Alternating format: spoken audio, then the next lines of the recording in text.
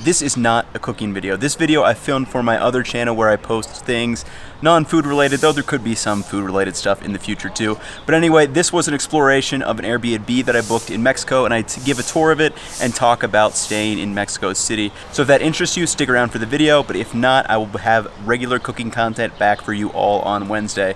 It's the weekend in Mexico City, so that means there is barbacoa up around the city. I'm about to go enjoy some. Hopefully you guys have a good rest of the weekend. Peace.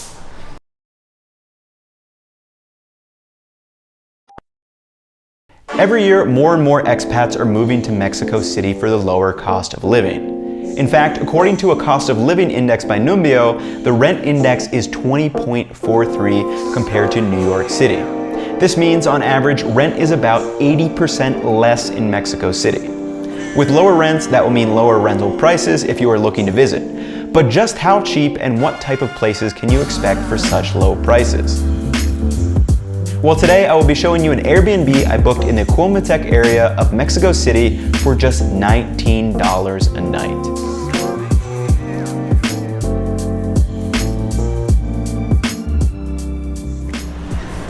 What's going on, everybody? My name's Ethan and I'm standing outside the building where my Airbnb is in the Cuauhtemoc, not sure if I'm saying that right, feel free to correct me, the neighborhood of Mexico City. I'm gonna pop up a bunch of timestamps on screen right now if you guys wanna kind of jump around. First, I'm gonna give you guys the tour of the Airbnb, then we'll talk things about like the location, safety, different amenities, and basically what makes a good or bad Airbnb in Mexico City.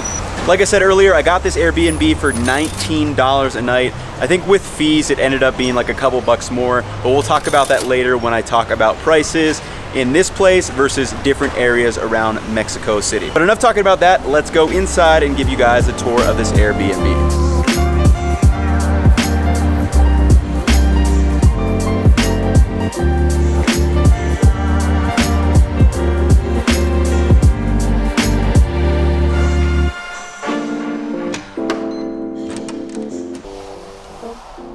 Welcome, welcome, welcome. Man, it must be nice to have a videographer because it would make this so much easier to film. So this is the 1-bedroom apartment I'm staying at in the Cuauhtemoc area. Again, I'm still not sure I'm saying that right. I looked it up like 3 or 4 times and there's like different pronunciations, so I don't know. Someone can fill me in. But basically the apartment opens up into this wide living area where there's like a little living room, then the kitchen is off here to the left, and then there is a storage closet over there to the right.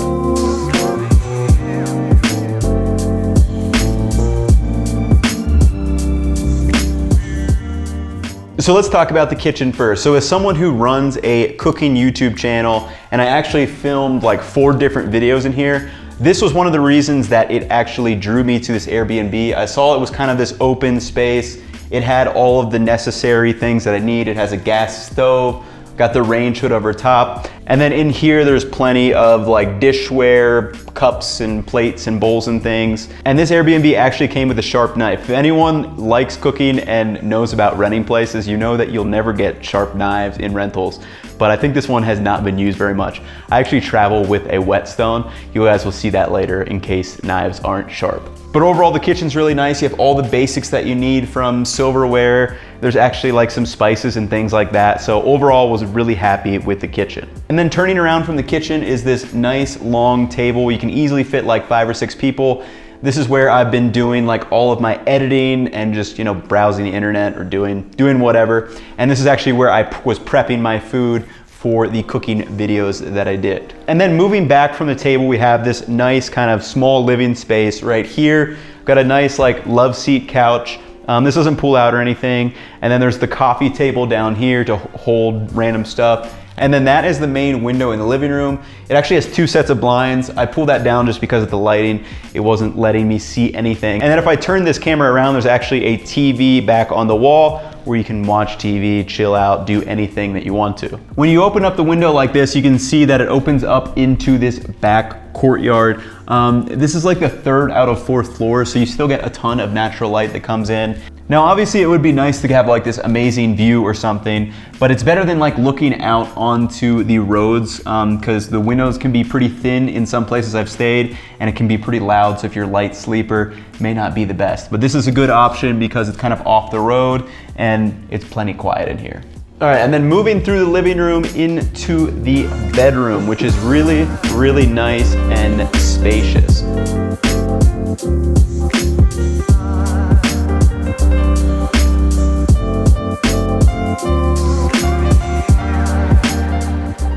So moving into the bedroom, I actually really like the layout of how he designed it.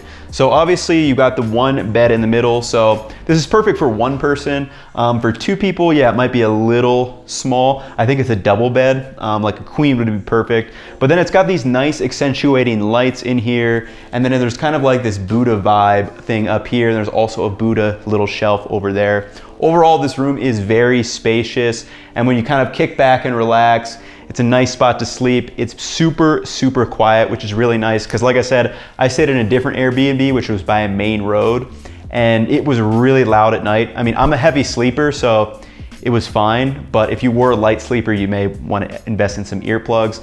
But knowing that you're not by a main road is gonna give you a good night's sleep every single night. So just turning you around a little bit, on this back wall here are where the closet space is, and I mean, there is a ton of closet space.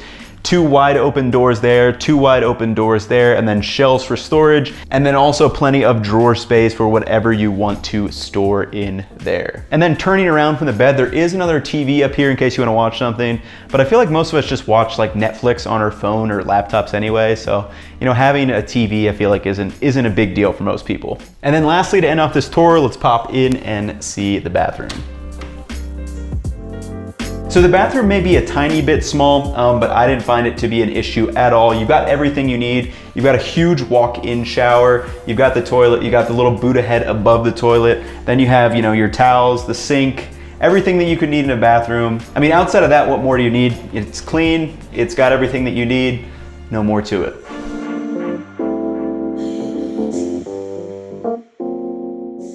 All right, you guys ready to talk about some different amenities? So obviously you have Wi-Fi. I feel like that's pretty standard in most Airbnbs these days. I was getting around like 20 megabytes per second down and about 30 megabytes per second up. So good enough for like streaming shows or just general internet browsing. And then the upload speed was pretty good because I needed to upload videos while I was here, so I definitely appreciated that. Now, an amenity that you don't have is there's no air conditioning and there's no heating. Now, in Mexico City, it kind of makes sense why most places aren't gonna have these because it's fairly temperate most of the year round. Right now it's in the winter, so we're getting like mid 40s in the morning, and then it's getting into like the mid 70s during the day. I haven't had any issues like feeling cold in any of the places that I've stayed at, and this one is no exception. Another thing that this place doesn't have is a washer or dryer. That is also fairly typical of the places I've stayed at. I don't think I've stayed at a single place with a washer and dryer. So you will need to go out and find a place where you get your laundry done, but there's usually a ton of places around town.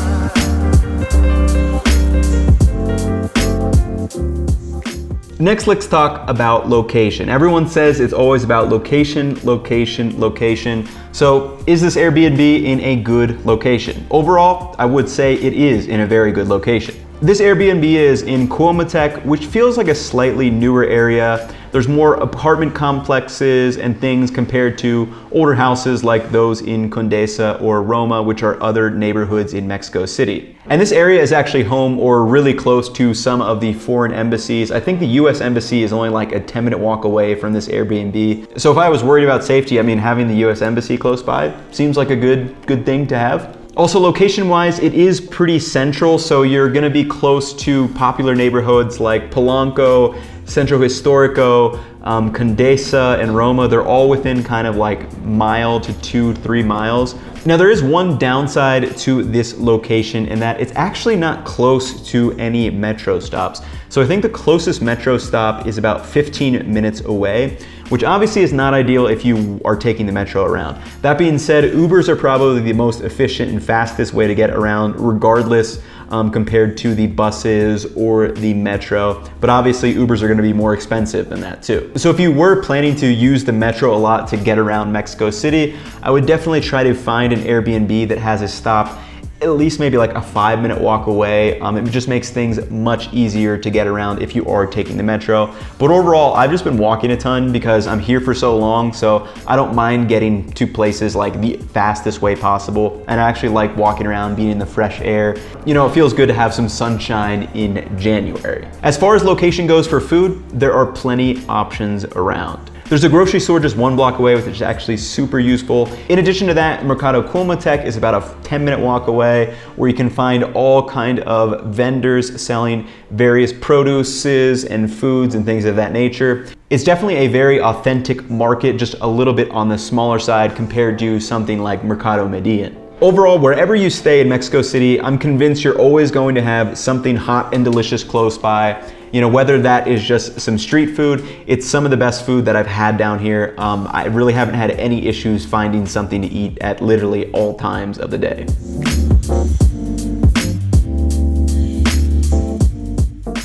Okay, now I want to talk about some comparable places and prices actually on Airbnb, so you can kind of get a flavor of other different places. Like I said, I got this place for $19 a night. With fees, it was a little bit more than that. But I think this was like the absolute steal. I don't think you're gonna find a better place when it comes to location, price, and you know, the actual house or apartment that I'm staying in. For a place like this, I think overall you're probably looking closer to like $30 to $40 a night. But let's take a quick look at Airbnb and see what we can find. Okay, so I'm in the Airbnb browser and I'll pop it up for you guys to see, but I just put in like March dates, 1 guest, and having an entire place to yourself, and this is what we see. So obviously right in this area, we're seeing a lot around like $20 to $30 to $40 a night. Let's check out this $24 one a night. And like obviously this looks decent, but obviously I wouldn't say it's as nice as this place. Let's take a look at this refurbished loft down here for $38 a night. So obviously this looks really, really nice, and I would probably put this maybe a little bit ahead or just about on par as this place. But again, that's for, you know, $38 a night, which is actually double what I paid for this place. So that doesn't really surprise me in like that $30 to kind of $40 a night for this place. But let's compare that to some prices in some other popular neighborhoods like Condesa and Roma. Okay, so now I've got some apartments listed in the Condesa area, and this is actually where I've been staying the most of my time. I'm actually sharing a room. I don't have an entire place myself. But as you can see, when you do get an entire place to yourself, it's gonna be in like that $30 to $40 range. And obviously like this one that I'm looking at right now is really nice, has everything you need, but again, much more expensive than what I paid for this place. You may be wondering how I got $19 a night, and I think the main thing is that I was actually the first guest to stay here. It's a new listing, but I'm sure as Christian, my host, gets good reviews, he'll start raising the price, because I definitely would pay like $30 to $40 a night for this, no questions asked. All right, lastly, let's talk about everyone's favorite topic when traveling, and that is safety. So as with any place that I'm traveling, even if it's in the US, like to New York City or Chicago, I'm definitely gonna be a little bit more hesitant about safety. Make sure I have all my belongings with me, making sure I've got my backpack looped up tight, and when I'm walking around, especially when I'm walking around with a camera, trying to be a little bit more cognizant of my surroundings. Now that being said, I have had zero issues in Mexico City. I have felt completely safe at all times. Said obviously I'm staying in some of the nicer neighborhoods on purpose, as well as not going and staying out late by myself. You know, most nights I'm back by 10 p.m. at the latest, so I've had zero issues with, you know, any kind of safety concerns. So overall, I would rate this Airbnb a 5 out of 5. The location is really, really good. Obviously, the one minor mishap is that there's not a metro station close by, but if I'm taking Ubers or just walking, not a big deal. The actual interior and amenities of the apartment, it has everything that I could possibly need, especially for one like me where I wanted to be cooking in a kitchen and I had this nice open space to kind of maneuver around in and make my videos. Lastly, I mean, for $19 a night, you absolutely cannot beat that price, which we've kind of seen based on looking at some different Airbnb prices. Overall, I would highly recommend Mexico City as a place to visit. I mean, between the food, and I'm telling you, the food is so good no matter where you go, whether it's a restaurant, a street food, or just someone who is selling tamales on the side of the street. It's unbelievably good and flavorful. There's a ton of good things to see, like in Centro Historico. You can go to Chapultepec Park and just around to the different neighborhoods, which each kind of have their own vibe, and it's quite cool to kind of compare and contrast the different neighborhoods of Mexico City. So if you guys are thinking about traveling to Mexico City, hopefully this gives you some ideas on different places that you can kind of expect to stay in. And if you have any more questions, feel free to drop them down in the comments below. But overall, that is going to wrap it up for me, and I will catch you in the next video. Peace.